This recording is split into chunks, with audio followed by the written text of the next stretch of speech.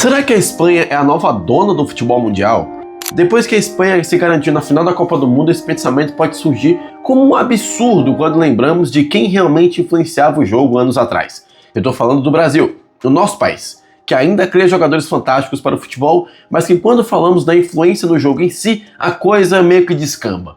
Paramos de ganhar mundiais de clubes, paramos de ganhar Copas do Mundo, o tal jogo bonito se perdeu. O contrário aconteceu na Espanha, por exemplo. Era um país sem muita tradição no futebol, mas que revolucionou o esporte nos anos 2000 e agora segue colhendo os frutos.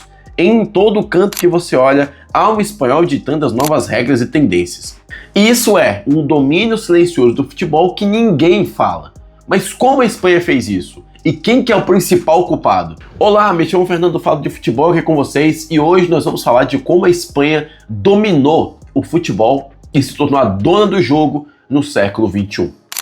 Ironicamente ou não, tudo começou aqui no futebol brasileiro, lá na Copa de 1970, quando o Brasil encantou o mundo e venceu o Tri jogando futebol lindo, com muitas trocas de passes e até mesmo alternâncias de posições. Depois veio a seleção holandesa de 74, que aprimorou isso ao criar o carrossel holandês. Daí o líder daquela geração, Johan Cruyff, levou isso ao Barcelona. E a partir daí, a ideia de que quem tem a posse da bola controla todo o jogo passou a ser enraizado no clube e principalmente em La Masia. Quem se apropriou disso foi Pep Guardiola, que ao virar técnico do time principal lá em 2008, passou a dominar o futebol europeu como um todo. Foram 2 Champions Leagues entre 2008 e 2011. E tudo com a ideia da alta taxa de posse de bola. E você certamente já sabe disso. Eu tô falando do tic-tac, futebol de posição, o futebol de posse de bola. Era super normal ver um time do Guardiola tendo 70%, 80% de posse de bola e fazendo 2, 3, 4, 5 gols. Como não lembrar, por exemplo, daquele clássico de 2010, quando o Barcelona enfiou 5-0 ou também daquele clássico lá no Santiago Bernabéu, em que o Barcelona meteu 6-2 no Real Madrid. Ao mesmo tempo, o time merengue reiniciava o projeto dos Galácticos, no objetivo de se tornar novamente um clube irresistível para os grandes craques. Se você é um jogador fora de série, você tem que jogar no Real Madrid. Essa era a ideia. Foi assim que eles levaram CR7, Kaká, Bale, Benzema, Modric, Kroos e por aí vai. E aí perceba que a influência desses 2 clubes sozinhos conseguiu fazer todo o futebol europeu se voltar até eles. Voltar todas as suas atenções a esses 2 clubes. O Barcelona dentro de campo, com o seu estilo de jogo, o tic-tac, a posse de bola. O Real Madrid fora dos campos, atraindo esses grandes jogadores para o seu elenco e, claro, gerar todo aquele zoom midiático que a gente é tão acostumado. E, claro, isso também influenciou na seleção nacional deles. Depois da Copa de 2006 razoável que a Espanha fez, a boa geração espanhola da época conquistou os títulos da Euro de 2008 e 2012, além da Copa do Mundo de 2010. E sim, também seguindo a ideia da posse de bola, o tic-tac. O time trocava passes como um relógio. Encantou o mundo, que começou a copiar isso. E daí em diante, o futebol que era acostumado com um jogo mais vertical passou a priorizar a bola também. E isso nos anos 2000, tá? No espaço de mais ou menos ali uns 5 anos, a Espanha conseguiu fazer todo o futebol mundial jogar como ela joga. Ou pelo menos tentar. Aqui no futebol brasileiro ainda tem gente tentando e ainda não conseguiu. Depois dessa primeira fase de domínio, a Espanha caiu de rendimento. Foi eliminada nos grupos de 2014 e nas oitavas de 18 e 22. Mas uma coisa não mudou. O estilo de jogo, que evoluiu ao passar por Luis Henrique e ao chegar em De La Fuente. Mas esses caras eu vou deixar para daqui a pouco. Eu ainda tenho que falar de como La Liga se tornou a principal liga de entretenimento entre 2009 e 2018. Muito por causa dos craques que passaram por lá. A grande rivalidade histórica do futebol nasceu nessa época, quando Messi e Cristiano Ronaldo jogavam todo final de semana em La Liga. Quando um marcava 2, o outro fazia 3, quando fazia 4, o outro marcava 5. A artilharia de La Liga nesse período era decidida por coisa de 30, 40, até 50 gols, sem contar os das Copas e os da Champions League. Real Madrid e Barcelona tomavam as atenções do mundo sempre que jogavam, ofuscando ligas como a italiana e até a inglesa. Isso mesmo, até a inglesa. Existiam finais de semana em que as pessoas preferiam assistir Real Madrid e Barcelona do que um jogo da Premier League entre Manchester City e West Ham, ou Tottenham e Arsenal. Sim, esse mundo existiu, rapaziada. Parece muito estranho, mas existiu.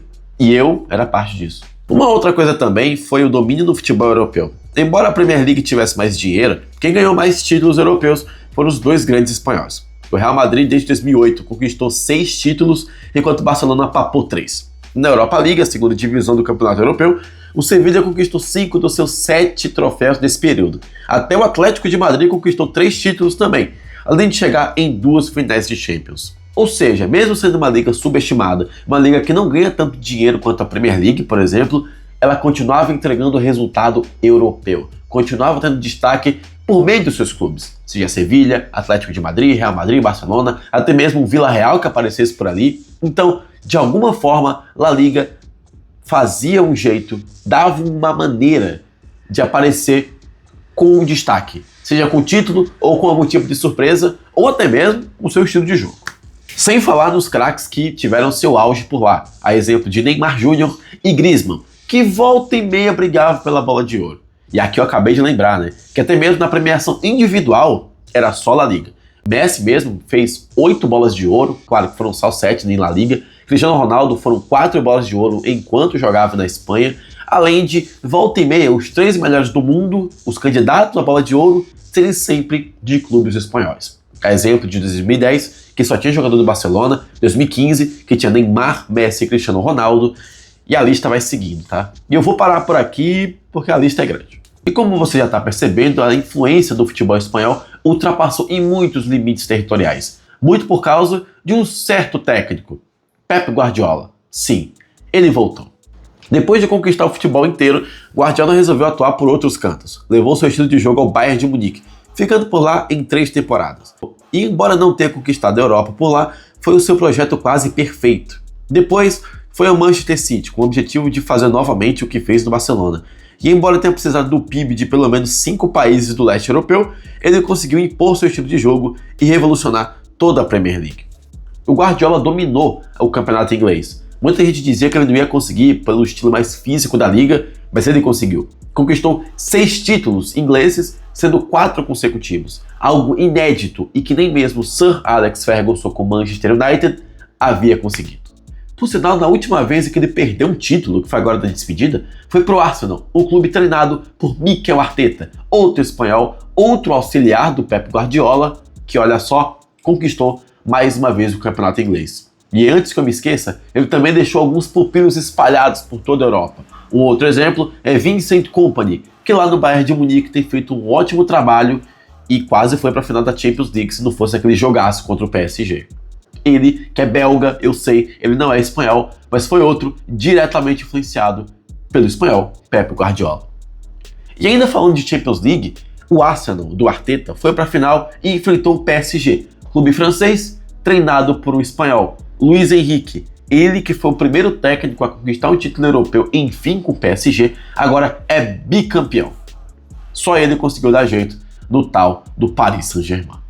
Agora que você já percebeu como os jogadores e os clubes influenciaram, vamos voltar à seleção, que é o principal desse vídeo aqui. No momento que eu tô gravando, ela ainda não é bicampeã do mundo, mas pode ser que venha a ser. Depois dos fracassos nas últimas Copas e Euros, a Espanha tomou uma decisão radical.